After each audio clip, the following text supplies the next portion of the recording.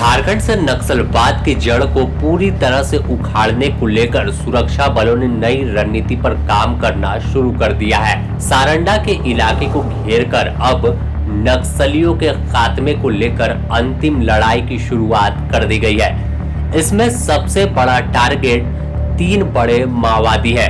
अगर इनका खात्मा हो गया तो समझ जाइए कि झारखंड नक्सल मुक्त हो जाएगा।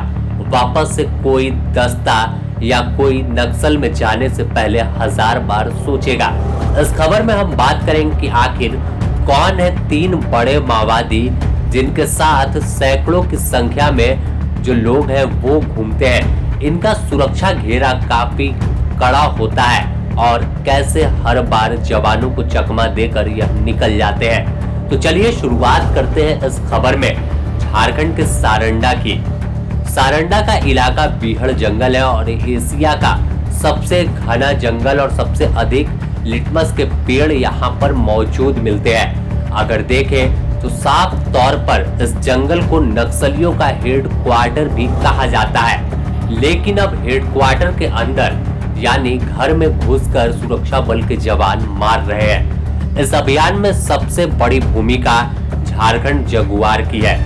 इसके अलावा सीआरपीएफ, कोबरा और फिर चाईबासा पुलिस और साथ में जब संयुक्त ऑपरेशन चल रहा है तो उड़ीसा की भी पुलिस उस ओर से अपनी सीमावर्ती इलाके से अभियान में शामिल हो रही है, जिससे अगर झारखंड की ओर से नक्सलियों को खदेड़ा जाए, एनकाउंटर शुरू हो तो वह उड़ीसा की ओर ना भाग पाए।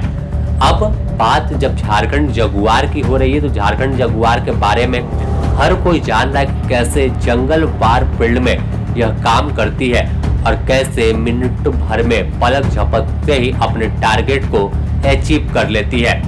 ऐसे में अब इन पर एक बड़ी जिम्मेवारी है और साथ में जैप के भी जवान अब सारंडा के जंगल में पहुंच गए हैं। लेकिन सभी का टारगेट, सभी का निशाना एक ही है कि कैसे 1 करोड़ के इनामी 3 माओवादियों को मार गिराए।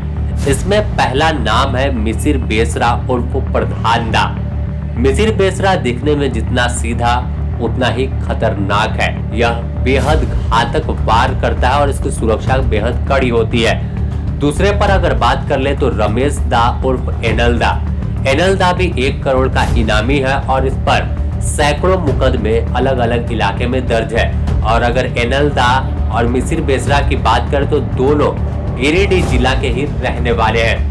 तीसरे नंबर पर है मनोज दा उर्फ आकाश दा उर्फ असीम मंडल उर्फ तिमिर। यानी यह तीनों माओवादी जो इतने खतरनाक हैं, यह इनकी एज भी काफी हो गई है, बावजूद जो नक्सलियों का कह सकते हैं कि झारखंड में जनक है, नक्सली को कैसे आगे लेकर बढ़ना है, नक्सली विचारधारा को बढ़ाना है और कैसे तमाम को इंटैक्ट रखना और वार करना है, वह इन तीनों के जिम्मे रहता है। तमाम सेंट्रल कमेटी के सदस्य भी यह तीनों हैं और ऐसे में अब पुलिस का टारगेट, जवानों का टारगेट सीधा मिसिर बेसरा है। छोटे दस्ते तो जब चाहे जवान खत्म कर देंगे, लेकिन यह जो दस्ता है मिसिर बेसरा का, एनल दा का और असीम मंडल का, तो यह जो माओवादी है इनका खात्मा जब होगा तो नक्सलवाद कह सकते हैं कि इनकी जड़ ही झारखंड से उखड़ जाएगी। ऐसे में अगर इनके सुरक्षा घेरा की बात कर ले तो इनके पास पीएलजीए दस्ता मौजूद होता है और 3 से 4 लेयर की जो सुरक्षा है वो इनकी होती है।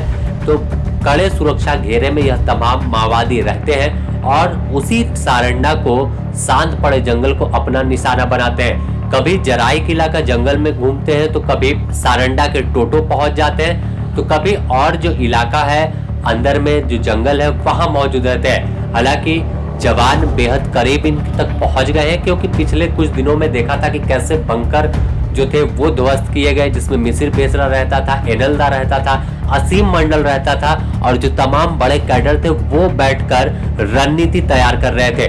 तो अब मॉनसून है तो मॉनसून में थोड़ी सतर्कता भी जवान बरत रहे हैं। अभियान खत्म नहीं हुआ है, अब और भी नई रणनीति पर काम तेज हुआ है और टारगेट तीनों को बनाकर और इनके हेडक्वार्टर में घुसकर इन्हें मारने की तैयारी है। Bureau report, the news post, Ranchi.